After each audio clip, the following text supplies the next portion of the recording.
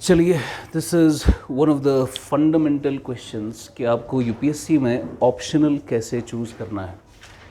इसमें बहुत सारे क्राइटेरियाज है। आज हम एक एक क्राइटेरिया को पूरा खोलकर देखेंगे और based on the background you have आपके लिए बेहतर ऑप्शनल कौन सा रहता है। अब देखिए, ऑप्शनल की पहले इम्पॉर्टेंस समझना है आपको कि optional what is it, where do you need it and how to go about it. ये तीन सवाल है, व्हाट, वेयर एंड हाउ। और सी व्हाट का मतलब क्या है, यानी भाई ऑप्शनल आपका मामला ये शुरू कैसे हुआ। और सी 2013 से पहले, 2013 से पहले आपके यूपीएससी के अंदर हमारे पास दो ऑप्शनल्स हुआ करते थे। We had how many optionals, दो ऑप्शनल्स। जैसे मैंने आपको कल लास्ट टाइम कहा था, प्रीलिम्स में आज के ज़माने में दो पेपर होते हैं। एक होता है GS 1 जिसमें आपको जनरल स्टडीज़ पूछा जाएगा, 6 सब्जेक्ट जो मैंने लिखाए थे। दूसरा हो गया CSAT। ये CSAT आया है बाद में, लेकिन पहले क्या होता था हमारे पास, जब ये दो ऑप्शनल्स का ज़माना था, उस वक्त हमारे पास होता था GS का पेपर एक, और प्रीलिम्स में ही एक पेपर होता था किसका, ऑप्शनल का। यानी प्रीलिम्स ऑप्शनल से ही ऑप्शनल प्रीलिम्स से ही शुरू हो जाता था। आपको ऑप्शनल का पेपर प्रीलिम्स में पहले लिखना पड़ता था, और बहुत सारे लोग, और इन दोनों का मिलजुल कर फाइनल स्कोर डिसाइड होता था। फिर तो लोग क्या करते थे, क्योंकि उनका अच्छा ऑप्शनल होता था, उन्होंने जैसे इकोनॉमिक्स पढ़ी है, इकोनॉमिक्स उनका काफ़ी अच्छा है, GS उतना उनका अच्छा नहीं है, वो ऑप्शनल के बेसिस पर अच्छा स्कोर करके प्रीलिम्स क्वालिफाई कर लेते थे, क्योंकि ऑप्शनल के मार्क्स तब क्या होते थे, ऐड होते थे। फिर हमने बाद में कहा कि भाई इसकी वजह से क्या हो रहा है, लोगों का GS तो स्ट्रांग है नहीं, ऑप्शनल की वजह से वो क्वालिफाई कर रहे हैं प्रीलिम्स, तो हमने क्या कर दिया, ऑप्शनल को हटा दिया। क्या लेकर आए, CSAT। यानी आज के ज़माने में यूपीएससी में प्रीलिम्स में कोई ऑप्शनल नहीं है। The same was true about JKPSC। JKPSC prior to 2018 का जो भी केस हुआ है, 11 का केस, 12 का केस, 13 के केस, फिर 14 में हुआ, फिर 16 में हुआ, जो भी केस हुए हैं 2018 से पहले वहाँ पर भी आपका प्रीलिम्स में एक पेपर होता था GS का और एक पेपर होता था ऑप्शनल का। तो केस में भी लोग प्रीलिम्स में ही ऑप्शनल लिखते थे पहले, MCQ टाइप। फिर वो ऑप्शनल फिर से वो कहाँ लिखते थे, मेंस में। अब इस वक्त आपके मेंस में आपको मैंने पहले कहा ऐसे पेपर होता है ना। फिर चाहे आप यूपीएससी की बात करो या JKPSC की बात करो, पुराने पैटर्न की बात कर रहा हूँ मैं, ऐसे का लिखना था। फिर GS 1, फिर GS 2, फिर मैंने क्या लिखा, GS 3 एंड GS 4। पहले GS 3 GS 4 नहीं होता था, वो सारे सब्जेक्ट्स 1 2 में ही होते थे। फिर क्या होता था, ऑप्शनल 1, उसका पेपर 1 पेपर 2। फिर क्या होता था, ऑप्शनल 2, पेपर 1 पेपर 2। यानी मेंस में आपको दो ऑप्शनल्स में टेस्ट लेना पड़ता था। तो आपका एक ऑप्शन अगर ज्योग्राफी है, साथ में आपको लेना पड़ता था दूसरा ऑप्शनल, जैसे उर्दू। उसमें कॉम्बिनेशन भी अलाउड थी कुछ। कभी कभार क्या होता था, PSIR और पब्लिक एडमिनिस्ट्रेशन, ये कॉम्बिनेशन अलाउड नहीं थी, क्योंकि इन दोनों का सिलेबस क्या होता है, थोड़ा बहुत मैच होता है। तो जिन दो ऑप्शनल्स का सिलेबस मैच हो सकता था, वो ऑप्शनल की कॉम्बिनेशन अलाउड नहीं थी। जब हमने लिखा था ऑप्शनल, जैसे फॉर एग्जांपल एक ऑप्शनल इकोनॉमिक्स, दूसरा ऑप्शनल उर्दू, ये कॉम्बिनेशन अलाउड थी, तो आपको दो दो ऑप्शंस लिखने पड़ते थे। फिर हमें पता चला इसकी वजह से क्या होता है, फिर से लोगों को GS में उतनी ज़्यादा महारत नहीं होती, वो ऑप्शनल के बेसिस पे यूपीएससी क्वालिफाई कर रहे थे। तो हमने कहा कि ये दो ऑप्शनल्स को हटाना पड़ेगा। तब से हमने क्या किया, GS की वेटेज बढ़ाई और ऑप्शनल की वेटेज कम की। तो GS 1, GS 2, GS 3 और GS 4। आज ये GS 4 है। GS के आज 4 पेपर है और हर पेपर के कितने मार्क्स, 250, तो टोटल 1000 मार्क्स का GS आता है। फिर ऑप्शनल कितने हैं आज, सिर्फ एक, paper 1 and paper 2, total marks 500। समझा। तो पैटर्न जब चेंज हुआ यूपीएससी का 2013 में और JKPSC का 2018 में, तब से लेकर this is the way. GS की total weightage in mains is 1000 and optional की weightage is 500। Now this is the optional, आपको 500 मार्क्स लिखने हैं और ये ऑप्शनल है जो आप खुद से अपने कुछ क्राइटेरिया के हिसाब से चूज़ कर सकते हो कि आपके हिसाब से, आपके जहन के हिसाब से, बैकग्राउंड के हिसाब से, स्कोरेबिलिटी के हिसाब से, अभी बताऊंगा क्या क्या क्राइटेरियाज होते हैं ऑप्शनल को चूज़ करने के, उसके हिसाब से you can choose the optional. और आमतौर पर लोग वही ऑप्शनल लेते हैं जिसमें वो काफ़ी अच्छे होते हैं, जो उनका स्ट्रॉन्ग पॉइंट होता है, क्योंकि जो स्ट्रॉन्ग है वही आप ऑप्शनल लेंगे और उस पर आप अच्छा स्कोर कर सकते हो। अब जीएस में आप हर सब्जेक्ट में स्ट्रॉन्ग तो हो नहीं सकते, कोई आपका वीक एरिया होता है। अब GS1 में मैंने कल ही का हिस्ट्री आता है, ज्योग्राफी आता है, फिर ऐसे ही GS2 में polity, governance, society, social issues, फिर GS3 में economy, environment, disaster management, internal security, agriculture, GS4 में एथिक्स एंड एप्टीट्यूड। ये मैंने कहा। अब इतने सारे टॉपिक्स है GS में, तो GS में सबकी महारत नहीं होती, लेकिन ऑप्शनल में आपकी महारत होती है। ऑप्शनल में मास्टर्स लेवल ऑफ अंडरस्टैंडिंग होती है, इसलिए ऑप्शनल में आप अच्छा स्कोर कर सकते हो। अभी मैं आपको एवरेज स्कोर बताऊंगा, आपको खुद ही पता चलेगा GS और ऑप्शनल में कितनी बड़ी डिफरेंस है। नाउ सी, ये तो हो गया किसकी बात, UPSC एंड JKPSC। लेकिन क्योंकि आपको पता है आप UPSC देना चाहते हो, JKPSC देना चाहते हो, बिहार का PSC देना चाहते हो, यूपी का एग्ज़ाम देना चाहते हो, राजस्थान का देना चाहते हो, आप कुछ भी दे सकते हो इंडिया में, कहीं भी स्टेट का एग्ज़ाम दे सकते हो आप। लेकिन 3 ऐसी स्टेट्स हैं जहाँ पर आज ऑप्शनल ख़त्म हो चुका है। एक बार छत्तीसगढ़, राजस्थान और मध्य प्रदेश, इन्होंने ऑप्शनल सिरे से ही ख़त्म कर दिया। There is no optional. उनके ना प्रीलिम्स में ऑप्शनल है, ना उनके मेंस में ऑप्शनल है। इसका ये मतलब है दैट स्टेट्स धीरे धीरे अपना ऑप्शनल हटा रही है और इसके लिए एक कमेटी ऑलरेडी बिठा चुके हैं हम सेंट्रल लेवल पर, जो ये डिसाइड कर रही है कि क्या हमें ऑप्शनल को UPSC की लेवल पर स्क्रैप करना चाहिए या नहीं करना चाहिए। तो जो बच्चे बिल्कुल अभी नए बच्चे हैं, जिनको 4-5 साल के बाद एग्ज़ाम देना है, मे बी तब तक ऑप्शनल आपका ना रहे, लेकिन जिसको अगले साल एग्ज़ाम देना है, 2 साल के बाद एग्ज़ाम देना है, उसको ऑप्शनल तैयार करना पड़ेगा। बिकॉज अगर UPSC में कल मानिए आप नेक्स्ट ईयर UPSC ने डिसाइड किया ऑप्शनल हम नहीं रख रहे, लेकिन JKPSC को ये करने में थोड़ा टाइम लगेगा। बिकॉज हमें पता है UPSC का पैटर्न कब चेंज हुआ था, 2013 में। वही पैटर्न JKPSC ने अडॉप्ट कब किया, 2018 में। यानी अगर कल 2023 में UPSC अपना ऑप्शनल ख़त्म कर लेगी, तो कम से कम 2025-26 में आपका KS अपना ऑप्शनल ख़त्म करेगा। तो अगर आपको KS देना है, ऑप्शनल तो तैयार करना पड़ेगा। समझ गए आप? तो ये हो गया कि ऑप्शनल ज़रूरत कहाँ है, what is it and where do we require it. Now see, अब ऑप्शनल के लिए मैं आपको पहले इसकी इम्पोर्टेंस बताना चाहता हूँ ना। मैंने कुछ रिसर्च करके थोड़ी बहुत एवरेज स्कोर लाया है। अब अगर मैं मेंस में थोड़ा बहुत डिवाइड करूं, तो क्या मैं मेंस को 2 हिस्सों में डिवाइड कर सकता हूं, GS एंड ऑप्शनल, है ना। एक पेपर क्या होता है, एसए का और लैंग्वेज का, वो फिलहाल के लिए साइड पर रखो। मेजर कौन से कंपोनेंट्स है, GS एंड ऑप्शनल। GS के टोटल कितने पेपर्स हैं, 4। टोटल कितने मार्क्स हो गए, 1000 मार्क्स।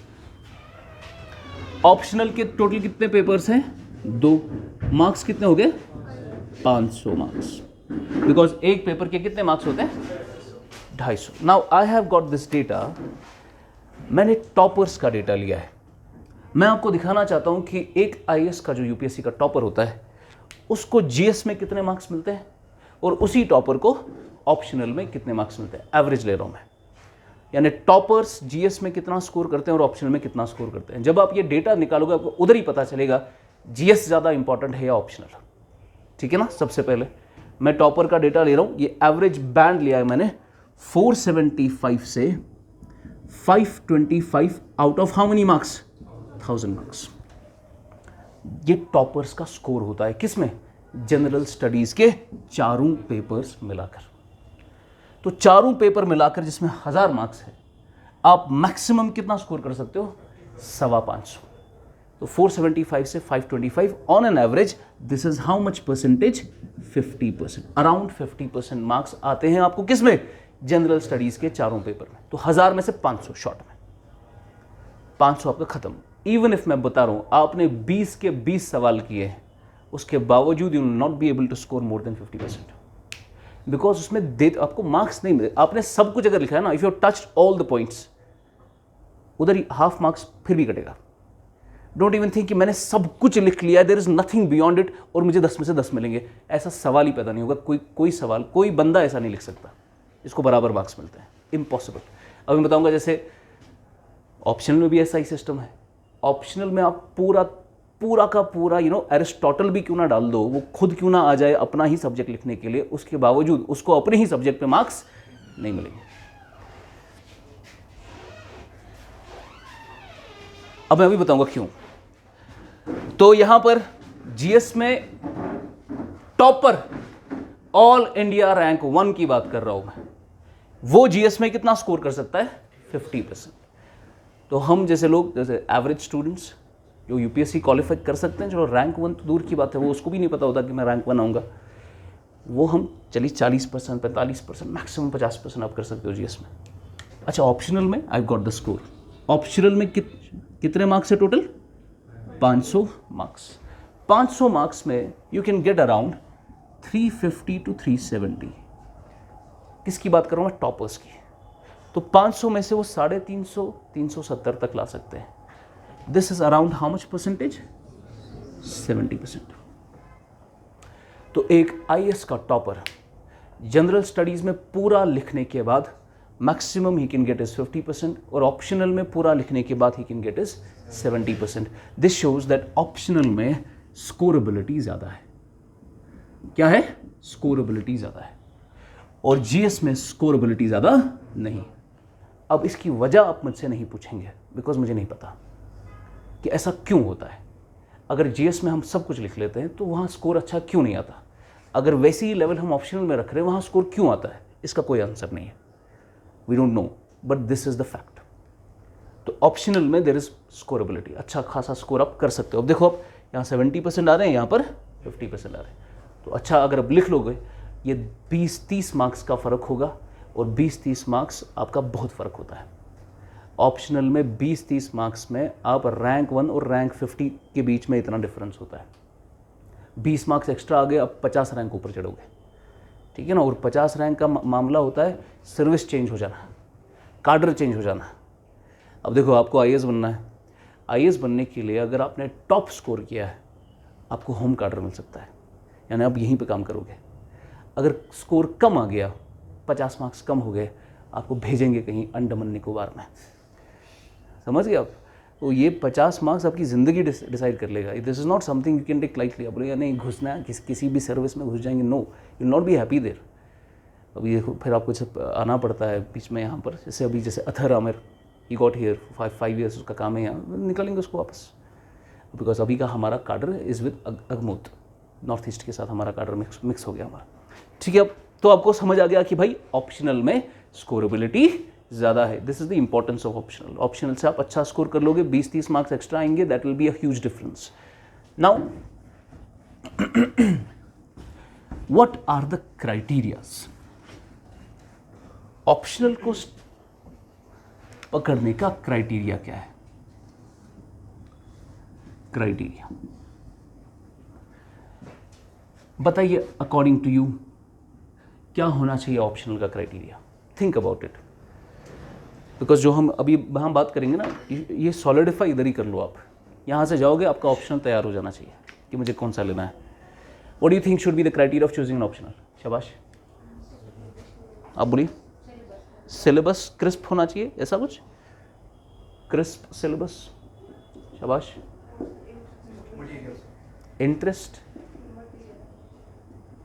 मटेरियल, और कुछ? लेस टाइम, शाबाश। और कुछ? स्कोरेबिलिटी, शाबाश। What do you think? और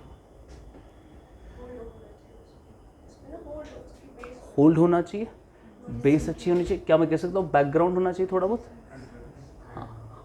और कुछ? शाबाश।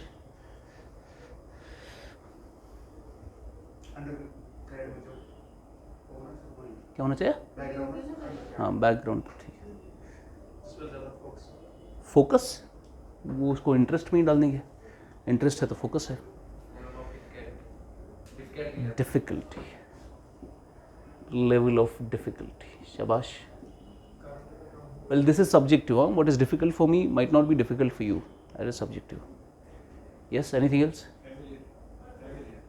फेमिलियरिटी, वो बैकग्राउंड में ही आ जाएगा. और कुछ? शाबाश, think about it. Criteria for choosing an option. Trend. Trend, भेड़ चाल, सब कर रहे हैं तो हम कर लेंगे. और कुछ? ठीक है. हाँ हाँ हाँ, करंट अफेयर कम होना चाहिए. Very good. करंट अफेयर थोड़ा कम होना चाहिए. That is a very good demand, because कुछ ऑप्शनल्स काफ़ी डायनेमिक होते हैं. आज जो आपने पढ़ा अगले साल वो वैलिड नहीं होगा. पब्लिक एडमिनिस्ट्रेशन या PSIR, political science international relation का जो सेकंड पेपर होता है, इंटरनेशनल रिलेशन, वो हर साल बदलता है. इसलिए वो ऐसा ऑप्शन नहीं है कि आपने तैयार किया था और आपने अपने बच्चों को वही नोट दोगे पढ़ने के लिए. That would not be possible. कुछ ऐसे ऑप्शनल है जो 300 साल से चेंज नहीं हुए. जैसे हड़प्पन सिविलाइजेशन रहेगी अभी भी, है ना. ऐसा हिस्ट्री है, does not change generally. Likewise you have geography, उसमें अनलेस की कोई नई डिस्कवरी या नई इन्वेंशन हुई है, दैट नॉट चेंज. लेकिन कुछ ऐसे ऑप्शन है very dynamic. Like for example you have sociology, PSIR काफ़ी डायनेमिक, पब्लिक एडमिनिस्ट्रेशन काफ़ी डायनेमिक, सोशियोलॉजी भी उसका एक पेपर डायनेमिक है. तो कुछ न कुछ में डायनेमिज्म आता है. करंट अफेयर अपडेट करना पड़ेगा. Anything else? In use in life. Very good. यानी बेनिफिट आपको मिलना चाहिए. पहले सफलता, सक्सेस मिलनी चाहिए. IAS में सक्सेस मिलनी चाहिए, KS में, और थोड़ी बहुत लाइफ में थोड़ा बहुत फ़ायदा होना चाहिए, सीखना चाहिए. ऐसे कितने लोग हैं जो UPSC पढ़ना चाहते हैं सिर्फ सीखने के लिए, न कि उनको क्वालिफाई हुआ नहीं हुआ, दैट्स अ डिफरेंट स्टोरी, पर वो कुछ सीखना चाहते हैं. ऐसे लोग बहुत कम होते हैं, है ना. ऐसे लोग बहुत कम होते हैं. मेजॉरिटी बच्चे क्या चाहते हैं, उनको एग्जाम क्वालिफाई हो. सीखेंगे नहीं सीखेंगे, दैट्स अ डिफरेंट स्टोरी. इसीलिए कहा जाता है जो IAS का लॉट होता है, देखिए अभी मैंने कहा कि कौन सीखना चाहता है, तो एक ही बच्चे ने हाथ खड़ा किया. यानी मेजॉरिटी आप में से ही कल को जब IAS बनेंगे तो उन्होंने हकीकत में कुछ सीखा नहीं होगा. इसीलिए IAS ऑफिसर्स को क्या बोलते हैं, they are jack of all trades and ace of none. यानी उनको किसी चीज़ में उनको पता नहीं कि क्या है, पर वो हर चीज़ में अपनी टांग लड़ाते हैं. स्पेशलिस्ट नहीं होते वो. ठीक है, चलो देखो, ये आपने इतनी सारी लिस्ट बनाई डिमांड की. ये ऐसी बात है जिसका पहली बार रिश्ता ढूंढ रहे हैं और उसने एक लिस्ट बनाया है कि मुझे लड़की कैसी चाहिए, ये फलाना चीज़ें होनी चाहिए. और ये लिस्ट किसको देता है वो? मंजिम्योर को, मिडलमैन को. और मिडलमैन को बोलता है देखो, खूबसूरत, पैसे वाली, हाइट अच्छी, और ये होना चाहिए, हिजाब होना चाहिए, वो होना चाहिए, है कि नहीं, ख़ानदान वगैरह, पढ़ाई. तो आपने जब लिस्ट बनाया, मिडलमैन को दिया, वो ढूंढ रहा है, लेकिन उसको ऐसी कोई भी लड़की नहीं मिली. आपने लिस्ट तो बना लिया है, पर दुनिया का कोई ऑप्शनल नहीं है जो इन सारी चीज़ों को आपको दे सके. So you have to prioritise. यहीं पे समझ आ गया कि देयर इज़ नो ऑप्शनल जिसमें ये सारे के सारे क्राइटेरियाज फुल हो सकते हैं. है ही नहीं कोई ऐसी लड़की, आपके लिए कोई बनी ही नहीं है जिसमें ये सब कुछ होगा. हाँ, अब अगर ऐसी लड़की मिल भी गई मिडलमैन को जिसमें ये सारी चीज़ें हैं, इसकी क्या गारंटी है कि उसको आप ही चाहिए? है कोई गारंटी? नहीं. अगर आपने ऑप्शनल चुन भी लिया, लेकिन ऑप्शनल आपको कभी नहीं चुनता है. समझ गया? मैंने मेरा ऑप्शनल मैंने चुना था, जो मैंने चूज़ किया था अपने लिए, इकोनॉमिक्स, पर इकोनॉमिक्स ने मुझे नहीं चुना. समझ गया? मैंने सब कुछ लिखा पर स्कोर ही नहीं आया उधर. That was a disaster. यानी इकोनॉमिक्स आपको नहीं चुनता कभी, ऑप्शनली आपको नहीं चुनता. तो क्या करना चाहिए? अगर ये सब चीज़ें नहीं हैं तो इसको प्रायोरिटाइज करेंगे, लिस्ट बनाएंगे कि मुझे सबसे पहले किस चीज़ पे ध्यान देना चाहिए. अब वो करने से पहले I will give you an idea कि ऑप्शनल्स में स्केलेबिलिटी क्या होती है और मॉडरेशन क्या होता है. अब जो JKPSC है, JKPSC ऑप्शनल्स की स्केलिंग करता है, और UPSC ऑप्शनल्स की क्या करता है? मॉडरेशन. मेजॉरिटी बच्चों को ये आइडिया नहीं होता ये स्केलिंग क्या होती है और मॉडरेशन क्या होता है. नाउ सी, मुझे बताओ, एक सवाल आया, जैसे कल मैंने एक सवाल डिस्कस किया था. मैंने आपको क्या पूछा था कल कि भाई अगर GST काउंसिल आया है, क्या उससे फाइनेंस कमीशन का रोल कम हो गया है? आप इस पे क्या करेंगे? Do you agree? ये सवाल था ना. ओपिनियन बेस्ड क्वेश्चन था। क्या मैं कह सकता हूँ थोड़ा सब्जेक्टिविटी है आंसर में? जो मैं लिखूंगा वो ज़रूरी नहीं कि वो ये लड़की लिखे, सब्जेक्टिविटी है आंसर में। तो जिसका पक्का ख्याल होगा और जो एग्जामिनर को टच करेगा उसको ज़्यादा मार्क्स मिलेंगे। इस सवाल में सब्जेक्टिविटी है। Compare this question with the question of mathematics. अब जिसका कमाल का मैथमेटिक्स है, IIT दिल्ली से मैथमेटिक्स किया है, अब वो मैथमेटिक्स में लिख सकता है अपने सवाल। वो मैथमेटिक्स में क्या कोई सब्जेक्टिविटी होती है? मैथमेटिक्स में क्वेश्चन आएगा, there is a well defined answer, you have to prove it there in only. तो ऐसा हो सकता था कि मैथमेटिक्स में अगर कोई जीनियस मैथमेटिशियन हो वो 500 में से 500 करे। हो सकता है ना ऐसा, 20 में से 20 सवाल करे और सारे के सारे न्यूमेरिकल ठीक करे। हो सकता है ऐसा, बिल्कुल हो सकता है, क्योंकि उसमें मैथमेटिक्स में कोई सब्जेक्टिविटी का स्कोप नहीं है। आपको क्वेश्चन आया, जैसे न्यूमेरिकल आया, आपने निकाला उसका आंसर। अब आंसर निकाला, वो डिफाइंड आंसर है, there is no subjectivity involve. अगर आपको आता है मैथ तो आप या तो आंसर निकालेंगे या तो नहीं निकालेंगे। और कोई जीनियस मैथमेटिशियन 500 में से 500 ला सकता है। अब ये है मैथमेटिक्स का स्कोप, आप 500 में से 500 ला सकते हो। This is not the scope true for let's say sociology, because sociology involves subjectivity. समझ गया? वहां सब्जेक्टिविटी इन्वॉल्व है।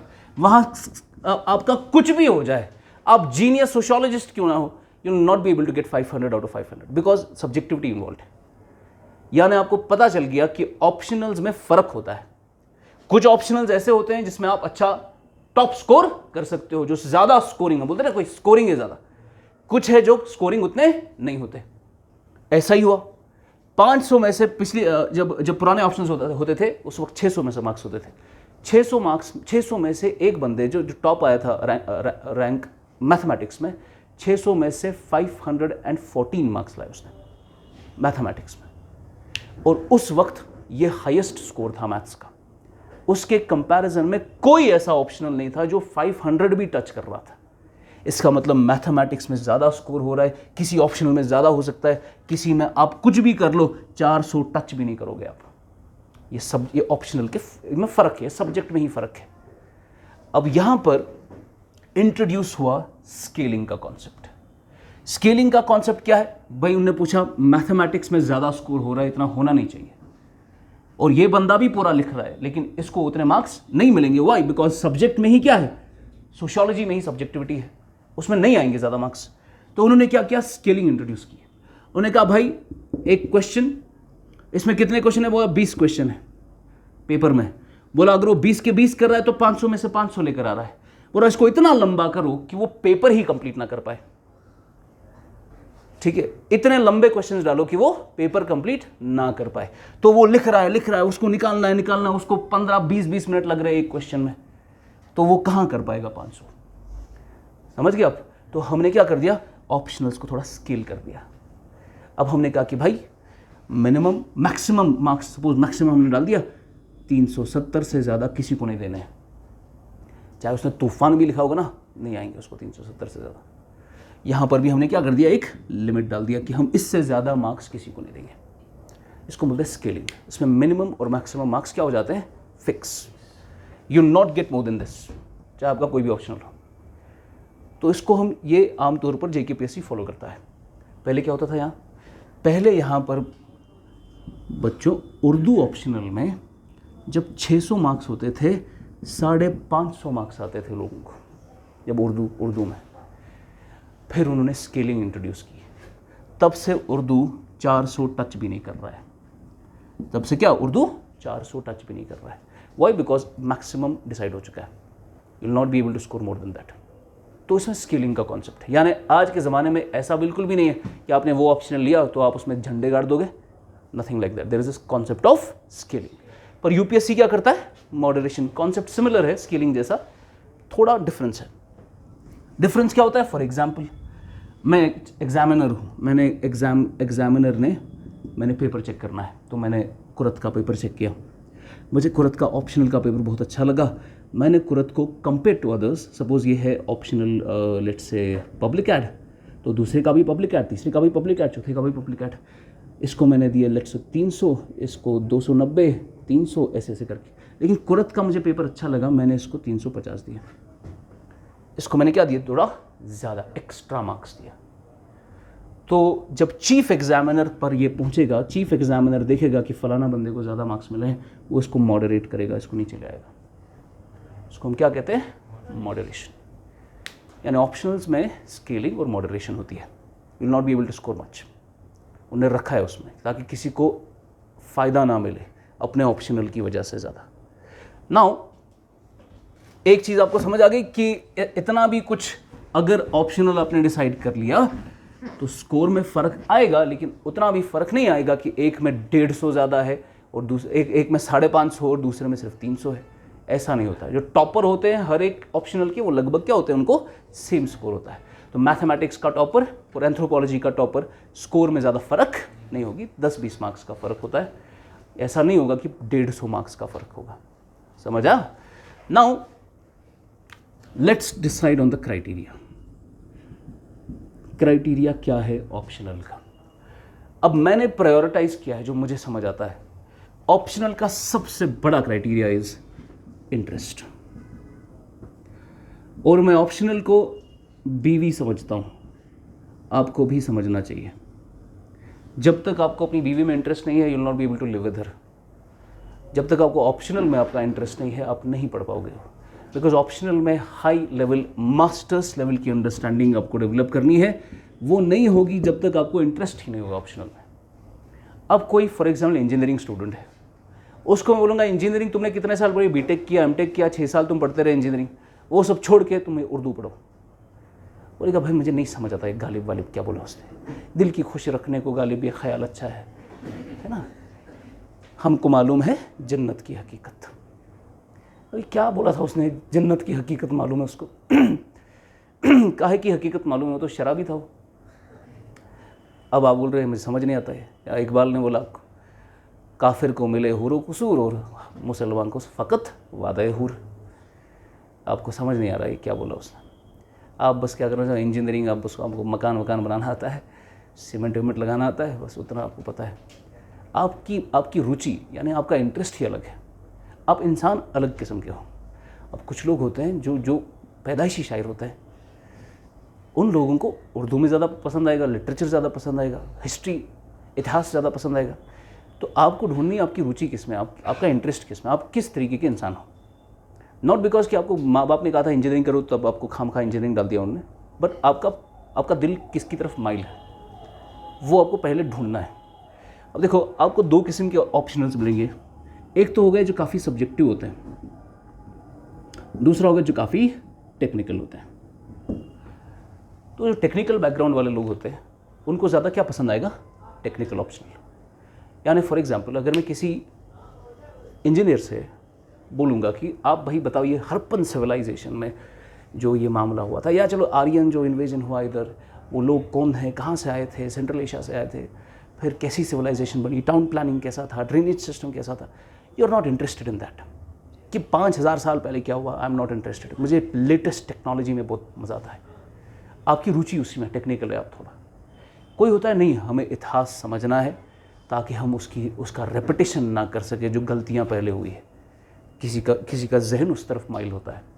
तो जो टेक्निकल वाले हैं उनका जहन इस तरीके का है, तो उनका इंटरेस्ट भी वैसा होना चाहिए, ऑप्शनल भी वैसा होना चाहिए। एक टेक्निकल वालों में अगर आप you're a very good mathematician तो आप मैथमेटिक्स ले सकते हैं, आप फिज़िक्स ले सकते हैं। हालांकि ये बहुत टेक्निकल, बहुत ज़्यादा हाई लेवल के पेपर आते हैं, मगर आपको समझना है एक तो इसमें मॉडरेशन होता है, सेकेंडली आपका इंटरेस्ट है उसमें। जैसे मुझे फिज़िक्स में काफ़ी इंटरेस्ट है। अगर if I would have gotten a chance, maybe I would have taken physics. Why? Because I love physics. क्यों? बिकॉज मुझे सीखने को मिलता है, मुझे समझ आता है कि ये what is the nature of reality, what is the actual सच क्या है कायनात का, वो कौन समझाता है आपको? Physics. Mathematics is the language of the universe. अगर आपको कल को किसी एलियन सिविलाइजेशन के साथ बात करनी है, आप क्या भोजपुरी में बात करोगे उसके साथ? नहीं, आप उसके साथ बात करोगे through mathematics, is the language of the universe. तो ये सब चीज़ें पसंद। ऐसे टेक्निकल ज्योग्राफी जो खासकर बीटेक वाले बच्चे होते हैं उनको क्या पसंद आता है ज़्यादा? ज्योग्राफी। थोड़ा टेक्निकल है, उनको पसंद आता है। लेकिन अब जो थोड़े ह्यूमैनिटीज़ वाले आइडिया के हैं उनका इंटरेस्ट थोड़ा अलग है, सब्जेक्टिव काइंड ऑफ। वो क्या ले सकते हैं? For example anthropology. वो क्या ले सकते हैं? सोशियोलॉजी। वो क्या ले सकते हैं? Public PSIR, political science, international relations, या फिलोसफी या साइकोलॉजी। ये थोड़ा वो आपको रुचि समझनी है, आपका इंटरेस्ट समझना है आपका। तो आपको ये कुछ ऑप्शनल्स में दे रहा हूँ, जस्ट थिंक अबाउट इट कि आप किसकी तरफ ज़्यादा माइल होते हो। लेकिन ये तो मैं फिर से बोल रहा हूँ, 10 बार सोच के ये ऑप्शनल चूज़ करना। If you are highly incline towards mathematics and you are a good mathematician, then only go for such optionals. If you are highly incline towards physics, कि आपको फिजिक्स ही दिखता है, रात में भी वही दिखता है, उसके बगैर कुछ नहीं दिखता, then only go for physics. ये ऑप्शनल्स ऐसे लोगों के लिए नहीं है जो अच्छे साइंस स्टूडेंट नहीं होते, ठीक है ना। You have to be very efficient in that. So according to me, interest is the first thing. आपको देखना है कि आपको जो मैं कॉपी दूंगा, आपको क्या वो पढ़ने में मज़ा भी आएगा या नहीं। अब मैं किसी ऐसे ह्यूमैनिटीज़ वाले को क्वांटम फिजिक्स दे रहा हूँ पढ़ने को, उसको standard model of particle physics पढ़ना है, लेप्टॉन क्या, फर्मियन क्या है, फोर्स कैरियर क्या होता है, बोसॉन क्या होता है, हेड्रॉन क्या होता है, फर्मियन क्या होता है, क्वार्क्स क्या होते हैं, 6 किस्म के क्वार्क्स होते हैं, फिर म्यूऑन्स कैसे बनते हैं, न्यूट्रिनोज कैसे बनते हैं, उसको कुछ समझ नहीं, पल्ले नहीं पड़ रहा उसको, तो उसकी रुचि अलग है, ठीक है ना, उसका इंटरेस्ट अलग है। So interest is the first criteria. Number 2, second criteria is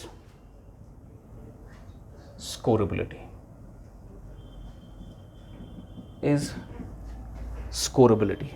Subject scorability. Subject scorability में क्या देखना है आपको देखना है भाई, मैंने 2 ऑप्शंस चूज़ किए, मुझे दो 3 ऑप्शंस में मुझे क्या है, आपस में मुझे कन्फ्यूजन है। आपने देखा सर मैंने इंटरेस्ट देख लिया, मुझे इंटरेस्ट आ रहा है PSIR में, पॉलिटिकल साइंस इंटरनेशनल रिलेशन, मुझे इंटरेस्ट लग रहा है सोशियोलॉजी में, मुझे इंटरेस्ट लग रहा है एंथ्रोपोलॉजी में। होता है ना कभी मल्टीपल इंसानों में भी तो इंटरेस्ट होता है। अब आपको खुद नहीं पता कि आपको कौन ज़्यादा पसंद है, ऐसा भी होता है। अब जब आपको खुद नहीं पता कि आपको कौन ज़्यादा पसंद है, तो आप किस बेसिस पे उसको चूज़ करोगे? तो आप देखोगे कि ज़्यादा स्कोर किस में आता है। अब ज़्यादा स्कोर किस में आता है कैसे पता चलेगा? आप क्या करो, उस साल का टॉपर का स्कोर निकालो, PSIR का टॉपर का स्कोर लेट से होगा 380, फिर निकालो टॉपर किसका, सोशियोलॉजी का, उसका स्कोर होगा 350, फिर निकालो टॉपर किसका, एंथ्रोपोलॉजी का, उसका स्कोर होगा 390। सारे टॉपर का निकाल रहे हैं आपको पता चले टॉपर क्या, टॉपर तो टॉपर होता है, उनकी लेवल एक जैसी होती है लगभग। आपको समझ आ रहा है भाई, यहाँ पर ज़्यादा मार्क्स आ रहे हैं। अगर इंटरेस्ट एक समान है, your second thing dimension has to be scorability. अगर आपको लग रहा है कि तीनों में आप कर लोगे, तो तीनों में से कौन सा मुझे लग रहा है बेहतर क्या रहेगा, एंथ्रोपोलॉजी, बिकॉज टॉपर ने ज़्यादा स्कोर किया उसमें। समझा? हालांकि उतना ज़्यादा फ़र्क नहीं होता ऑप्शंस में, पर जितना भी होगा 20-30-40 मार्क्स का भी फ़र्क होगा, वो भी बड़ी बात है। अगर आपका इक्वल इंटरेस्ट है सब में, then your second dimension has to be scorability. Topper का मैक्सिमम स्कोर कौन से ऑप्शंस में आया, समझा? You will get this data. Number 3 is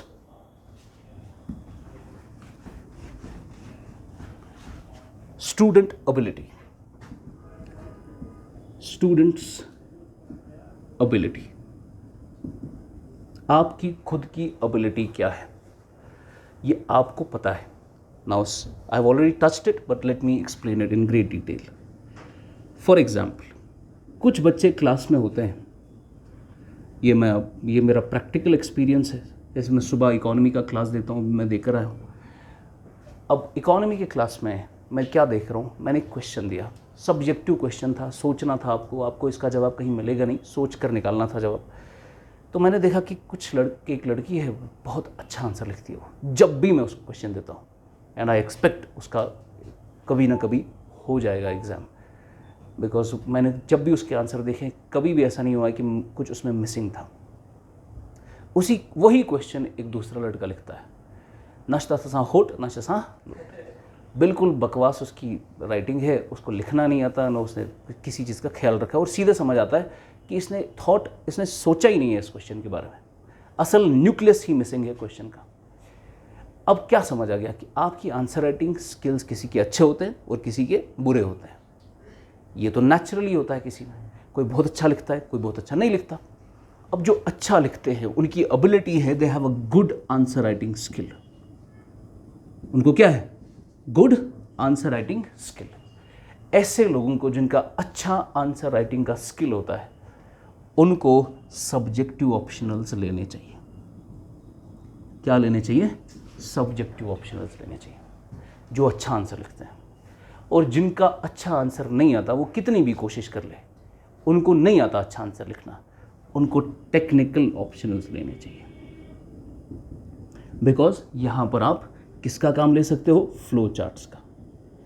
किसका काम ले सकते हो? मैप्स का। किसका काम ले सकते हो? ग्राफ्स का। किसका काम ले सकते हो? डायग्राम्स का। यहां पर ज़्यादा लिखने की ज़रूरत नहीं है। समझ आ रहा है? आपकी अपनी एबिलिटी ज़्यादा किस में है। अगर आपका आंसर राइटिंग अच्छा है, then go for sociology, then go for anthropology, then go for PSIR, political science international relation. अगर आपकी आंसर राइटिंग अच्छी नहीं है, go for geography, go for economics, go for mathematics and all. समझा? You can use maps, diagrams, flow charts and all that. तो थोड़ा technical aspect अगर आपका है, you are not good at answer writing, लंबे लंबे आंसर लिखना आपको बिल्कुल अच्छा नहीं लगता, गो फॉर दिस। अगर आपको अच्छा आता है आंसर लिखना, then take your chances with this. तो ये हो गया आपकी खुद की एबिलिटी, स्टूडेंट्स एबिलिटी है स्किल में या नहीं। अगर है तो गो फॉर दिस, अगर नहीं है तो गो फॉर दैट। तो और ये टेक्निकल कौन है और सब्जेक्टिव कौन है आपको सिलेबस से पता चल जाएगा। उसके बाद कितने हो गए? 3। उसके बाद है commonality. Another criteria for choosing an optional is commonality. Now see, optional में आपको देना तो है 4-5 महीने, है कि नहीं? 4-5 महीने लगते हैं ऑप्शनल में। अगर छोटा है, क्रिस्प सिलेबस है तो थोड़ा जल्दी खत्म हो जाएगा। ऑप्शनल में टाइम तो लगता है 4-5 महीने, लेकिन कितना अच्छा होगा कि जो आप ये 4-5 महीने ऑप्शनल में दे रहे हो, उस ऑप्शनल को कवर करने की वजह से आपका GS का essay भी कवर हो रहा है, आपका GS का कोई पेपर भी कवर हो रहा है साथ में। कैसे? फॉर एग्जाम्पल, आपने political science international relation cover किया एज एन ऑप्शनल।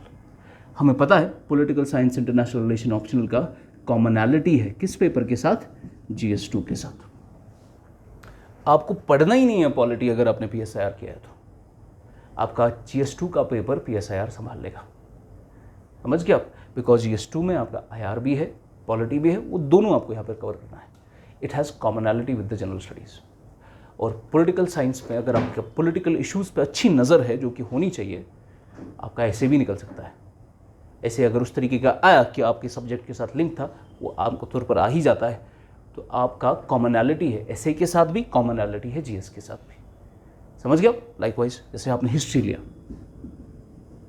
तो हिस्ट्री आपने यहाँ पर किया, आपको पता है, मैंने आपको पहले ही बोला, प्रीलिम्स में सबसे ज़्यादा वेटेज किसकी है? हिस्ट्री की। 25 सवाल तो हिस्ट्री से ही आते हैं। परसों का पेपर निकाला 2022 का, हिस्ट्री वॉज अनअटेम्प्टेबल। कुछ क्वेश्चंस अटेम्प्ट ही नहीं कर सकते, इस लेवल का हिस्ट्री आता है इस बारी। तो जिसका हिस्ट्री ऑप्शनल है, उसने डेप्थ में हिस्ट्री पढ़ा होगा, हिस्टोरियंस की किताबें पढ़ी होगी, उसका प्रीलिम्स का हिस्ट्री भी अच्छा कवर होगा, उसका GS1 भी अच्छा कवर होगा। It has commonality with prelims as well as GS1 history का। तो आपका एक तीर से 2 शिकार हो रहे हैं। पर मैं फिर से बोल रहा हूँ, मैंने इसको किस नंबर पे रखा है? 4थे नंबर पे। इस बेसिस पे ऑप्शनल नहीं लेना, ऑप्शनल लेना है, फर्स्ट प्रायोरिटी होनी चाहिए इंटरेस्ट। ठीक है ना? This should not be the basis. को प्रायोरिटाइज कर रहे हो, 4थे नंबर पे रखा मैंने। Commonality is one of the functions. Likewise आपने जैसे मैंने इकोनॉमिक्स लिया था, अब इकोनॉमिक्स का पता है आपको, ये है GS3 में, और प्रीलिम्स में भी 20 सवाल आते हैं। अब मैंने कर लिया इकोनॉमिक्स में, प्रीलिम्स के सवाल मैं हमेशा कर लेता हूँ, और GS3 में इकोनॉमिक्स का मुझे पेपर अच्छा आता है। कोई ऐसा सवाल नहीं होता जो मैं नहीं कर सकता उसमें। बट द प्रॉब्लम इज़ कि बाकी सब्जेक्ट्स भी तो है। सिर्फ इकोनॉमिक्स करके कुछ आपने कुछ अचीव तो नहीं किया कि इकोनॉमिक्स अच्छा कर लिया तो ठीक है, अब GS सारा अच्छा हो जाएगा आपका। इकोनॉमिक्स के अलावा भी बाकी सब्जेक्ट्स हैं। तो मुझे इकोनॉमिक्स से काफ़ी फ़ायदा आया था GS में। हालांकि मैंने GS कुछ नहीं पढ़ा था जब मैं इकोनॉमिक्स का ऑप्शन ले रहा था, बट उसी से ज़रूरी नहीं है कि आपका सिलेक्शन हो जाए। One of the criteria commonality. Likewise, another number 5th पे, the criteria has to be material.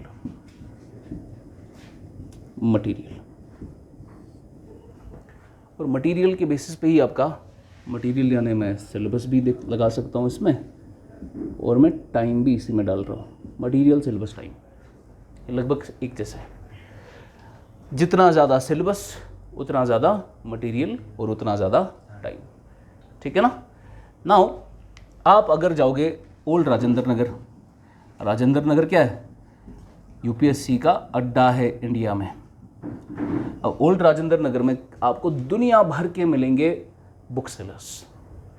आपने गए ओल्ड राजेंद्र नगर, आपने कहा उनको कि भैया मेरा ऑप्शनल है एक्स, मुझे किताबें देना। वो बताएगा ये अलमारी है, ये निकालो जितनी किताबें निकालनी है, 25 किताबें हैं, निकाल लो। आपने उसको बोला भैया मेरा ऑप्शनल है वाई, मुझे मटेरियल चाहिए, वो आपको देगा एक नोट, बोला बस ये है, पढ़ के निकाल लो। तो ये है ऑप्शनल्स में फ़र्क। कोई ऐसा ऑप्शनल है जिसमें आपको 15 से 20 किताबें पढ़नी है, कोई ऐसा ऑप्शनल है जिसमें आपको कुछ नोट्स पढ़ने हैं। नोट्स को याद करके, नोट्स को अच्छे से समझ कर, उसमें एडिशन सब्ट्रैक्शन करके आपका क्वालिफाई हो जाएगा। और क्योंकि जिसमें ज़्यादा मटेरियल है उसमें टाइम भी ज़्यादा लगेगा, जिसमें कम मटेरियल है उसमें टाइम भी कम लगेगा। लगभग आप 2 महीने यहाँ बचा सकते हो ऐसे ऑप्शनल को चूज़ करके जिसका सिलेबस काफ़ी क्रिस्प है। You can save your 2 months. ये आप 3 महीनों में कर लोगे, इसमें आपको 5 महीने लगते हैं। You can save 2 months. मगर 2 महीने बचाने के लिए गलत डिसीजन नहीं लेना। अगर 2 महीने एक्स्ट्रा भी लगेंगे, मगर it should not be the first criteria. मैं बस बता रहा हूँ कि ऐसे ऑप्शनल्स है जो 3 महीने में ख़त्म हो जाते हैं, ऐसे ऑप्शनल्स भी है जिसमें 5-6 महीने लगते हैं। वाई? बिकॉज किताबें ज़्यादा है, सिलेबस बड़ा है, किताबें कम है, सिलेबस कम है। Let me give an idea. यहाँ पर आप डाल दो इंजीनियरिंग। अब कोई सिविल इंजीनियरिंग है, वो सिविल इंजीनियरिंग लेना चाहता है अपने ऑप्शनल्स में, तो लो semester 1, semester 2, semester 3, semester 4, semester 5, 8 semesters की किताबें पढ़नी है। समझ गया? अब किसी को क्या लेना ऑप्शन? एंथ्रोपोलॉजी। एंथ्रोपोलॉजी में टॉपर्स ने बहुत मेहनत करके अच्छे अच्छे नोट्स बनाए, मार्केट में है। नोट लाओ, कुछ किताबें भी लाओ, पर प्राइमरी सोर्स टॉपर्स के नोट अच्छे से पढ़ो, उसको अच्छे से अध्ययन करो, उसको एडिशन करो, सब्ट्रैक्शन करो, वो है primary source material. You don't have to study books for 8 semesters. इसका सिलेबस कम है, क्रिस्प है, नोट्स अवेलेबल है, वो बार बार बार बार बार बार पढ़कर याद करके रिप्रोड्यूस करना है उधर। So this is the difference. You can say anthropology, you can save 3 months. You can do it in 3 months. And with an optional like civil engineering, you have to give 5-6 months for that. समझ गया? I'll give an example.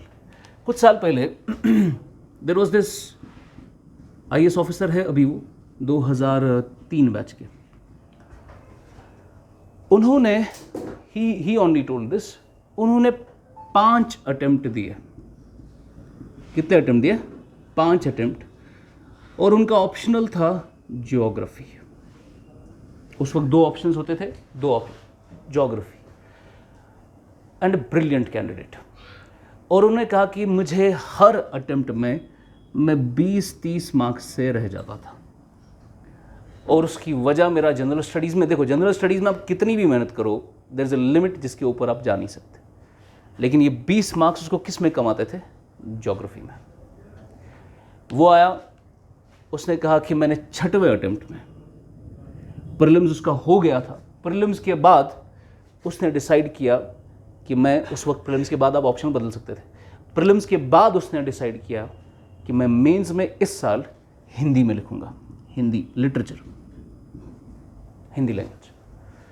5 attempt, आप खुद imagine करो, 5 mains लिखे होंगे उसने IAS के। उसने कितना ज्योग्राफी पढ़ा होगा?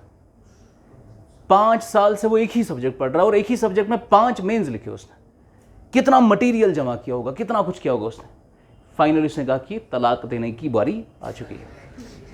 उसने उसको तलाक दिया और दूसरी शादी की किसके साथ? हिंदी के साथ। उसने हिंदी अकॉर्डिंग टू हमें 2.5 महीने पढ़ा और वो उस साल हिंदी का टॉपर था, इस वक्त IAS ऑफिसर है।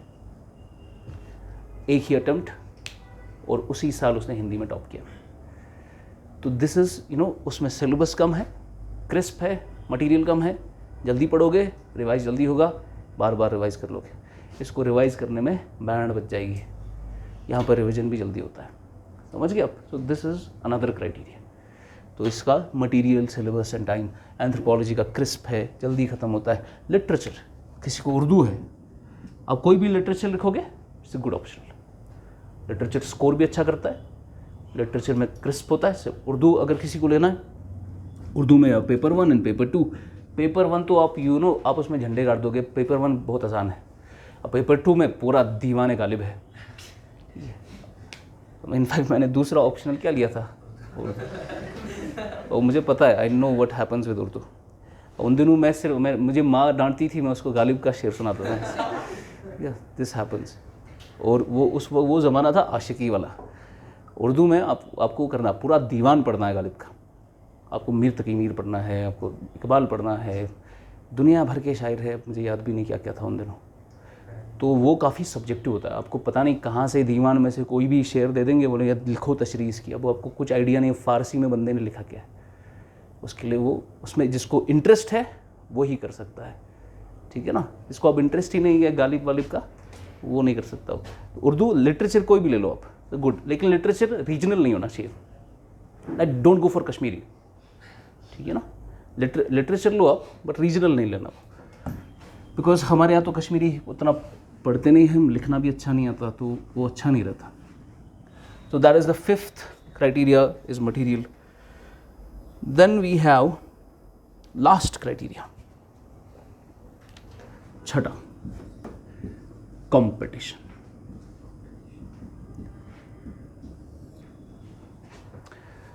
आप बोलते हैं एंथ्रोपोलॉजी सब ले रहे हैं, इसमें कंपटीशन ज़्यादा है, मैं एंथ्रोपोलॉजी नहीं लूँगा, मैं कुछ डिफरेंट करना चाहता हूँ, और उधर ही उसका डिफरेंट हो जाएगा, वो लिस्ट से बाहर हो जाएगा, ठीक है। This is not a criteria, competition is not a criteria. अगर किसी में सारे के सारे बच्चे भी एंथ्रोपोलॉजी लेंगे, आपको अगर लेना है तो ले लो, आप मत सोचो दुनिया क्या कर रही है। Competition is never a criteria. पिछले कुछ सालों से लोग किसकी तरफ जा रहे हैं? एंथ्रो की वजह से। लोगों को लग रहा है कि एंथ्रो थोड़ा क्या हो रहा है, सैचुरेट हो रहा है, let's not go for anthro. नहीं, अगर आपका इंटरेस्ट, वो सारी क्राइटेरिया जो अभी तक मैंने बोले वो सब पूरे हो रहे हैं एंथ्रो में, गो फॉर एंथ्रो। चाहे पूरी दुनिया एंथ्रो ले ले, आपको लेना है क्योंकि आपका इंटरेस्ट है उसमें, ठीक है ना। Competition is never criteria to choose an optional. अब आप लोग किस में कॉम्पिटिशन नहीं है। आप जैसे फॉर एग्जाम्पल आप ले लो मेडिकल साइंस। मेडिकल साइंस में ज़्यादा कंपटीशन नहीं है, क्योंकि डॉक्टर भी क्या लेता है, वो एंथ्रोपोलॉजी लेता है, वो डॉक्टर भी सोशियोलॉजी लेता है, वो अपना सब्जेक्ट नहीं लेता। अब लेकिन आप ह्यूमैनिटीज़ से हो, आपको क्या लेना है, MBBS। क्यों? क्योंकि वहाँ पर कंपटीशन नहीं है, ले लो फिर MBBS करो, निकालो, कंपटीशन नहीं है वहाँ, तो कंपटीशन से कुछ नहीं होता। आप अगर इंटरेस्ट है, you just go for the optional, ठीक है। तो मैंने कुछ ऑप्शनल्स का नाम दिया इधर, आप उस पर घर जाओ, सबका सिलेबस निकालो। अब देखो, मैंने नहीं बोला आपको कि कौन सा ऑप्शनल लो आप, बिकॉज मेरे बोलने से कुछ नहीं होगा। आपको खुद देखना है आपकी एबिलिटी, आपका इंटरेस्ट, आपकी रुचि किस में है। According to that interest you go. जो भी आपको अच्छा जो मैंने बोला, सब्जेक्टिव नेचर है आपका, टेक्निकल नेचर है आपका, आंसर राइटिंग अच्छी है या नहीं अच्छी है, उस बेसिस पे कुछ ऑप्शनल्स को क्या करो, शॉर्ट लिस्ट। तो आप क्या करो, कुछ ऐसे ऑप्शन ले लिया आपने, उसका सिलेबस पढ़ो। UPSC की वेबसाइट पे फिर से बोल रहा हूँ, KBD के पास जाना, लाल चौक में मिलेगा, वहाँ उसको बोलना UPSC का सिलेबस की किताब दो, वो किताब देगा, उसमें सारा सिलेबस है। तो आपने शॉर्ट लिस्ट किया PSIR, आपने शॉर्ट लिस्ट किया एंथ्रो, आपने शॉर्ट लिस्ट किया सोशियो, आपको तीनों अच्छे लग रहे हैं, फिर जाके वो देखो टॉपर वॉपर में किसका ज़्यादा स्कोर है वगैरह वगैरह, मटेरियल किसका मिल रहा है नहीं मिल रहा है, उस बेसिस पे जस्ट सिलेक्ट एन ऑप्शन। समझ आया? And do it as soon as possible. जिनको अगले साल एग्ज़ाम देना है, उनका आज कल एक हफ्ते में तैयार होना चाहिए। जिनको 5-6 साल में एग्ज़ाम देना है, वो अभी डिले इसको कर सकते हैं, पर जिनका इमीडिएट एग्ज़ाम है 2-3 साल में, just select an optional and start studying. इसमें मटेरियल, कोचिंग, अब मैं चाहूँगा कि कम से कम ऑप्शनल में आप कोचिंग लें, बिकॉज कुछ ही ऐसे लोग होते हैं जो ऑप्शनल खुद से कर लेते हैं, जस्ट बिकॉज वो लोग होते हैं ना जिनका बैकग्राउंड भी वो होता है, और जिसमें आपने बैकग्राउंड लिखा था ना, I don't consider is the criteria for choosing optional, वही because is the history of UPSC, जिनका नॉन बैकग्राउंड था उन्हीं ने उसमें टॉप किया है, तो background is not an optional. मगर वो लोग जिनने ऑलरेडी जिनका बैकग्राउंड है, जैसे मेरा फॉर एग्जांपल बैकग्राउंड है इकोनॉमिक्स, तो मुझे इकोनॉमिक्स में किसी की कोचिंग की ज़रूरत नहीं है, बिकॉज मैंने ऑलरेडी 6 साल पढ़ा इकोनॉमिक्स कॉलेज में। अब मुझे ज़रूरत नहीं है किसी की, मैं कर लूँगा खुद से।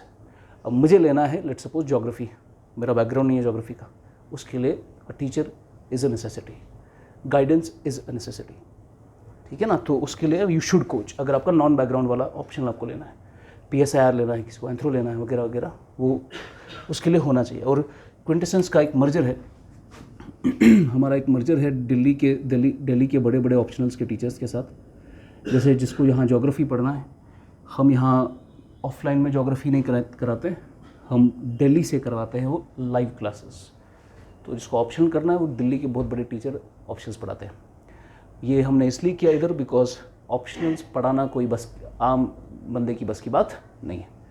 इनफैक्ट कश्मीर में I don't think there is a good optional teacher, किसी भी ऑप्शनल का। होंगे, मैं नहीं बोल रहा हूँ कि नहीं है, बट मार्केट में नहीं है, और जो लोग हैं वो दिल्ली में है, और दिल्ली से ही हम अपने ऑप्शनल्स कवर करा रहे हैं।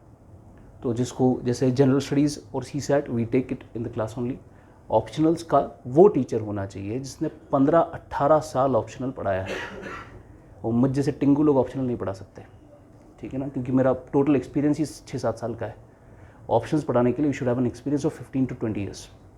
जिसे ज्योग्राफी का ऑप्शनल जो इंडिया में सबसे बड़ा नाम है that is Shabbir sir, and Shabbir sir will be taking your optional here, ठीक है ना, but through live, because we will not be able to afford him in offline classes, तो he is too expensive, that is why वो live चलेगा। So think about it and let us know आपका क्या optional है, will help you with some material, क्या क्या material, source material इसके लिए होता है। और कभी कभार क्या होता है ना, जैसे आपको एंथ्रो लिया आपने, तो मैं आपको एंथ्रो से, जैसे फैज़ान के साथ we can have a chat. Faizan ने एंथ्रो में टॉप किया था पूरे इंडिया में, ऑल इंडिया रैंक 57, तो उसमें गाइडेंस भी है। अब आप मुझे बोलेंगे सर मुझे MBBS का लेना है, उसमें मुझे गाइडेंस दे दो कहीं से। अब पहले तो मुझे खुद नहीं पता कि वो क्या है, सेकेंडली न मैं किसी को जानता हूँ जिसने इसमें क्वालिफाई किया है, गाइडेंस उसमें है नहीं उतनी, तो वो एक मसला है। तो think about it, choose an optional, do it as soon as possible and come to us, will help you with that, ठीक है। With this I have concluded my 3 days of workshop. Monday से जिसको आना है वो class join कर सकता है। आपका नेक्स्ट है सोर्सेज, कि सब्जेक्ट में GS के लिए कौन कौन से सोर्सेज इंपॉर्टेंट है, चाहे वो बुक्स हो या फिर वेबसाइट्स हो, वो फहद सर लेंगे आपका।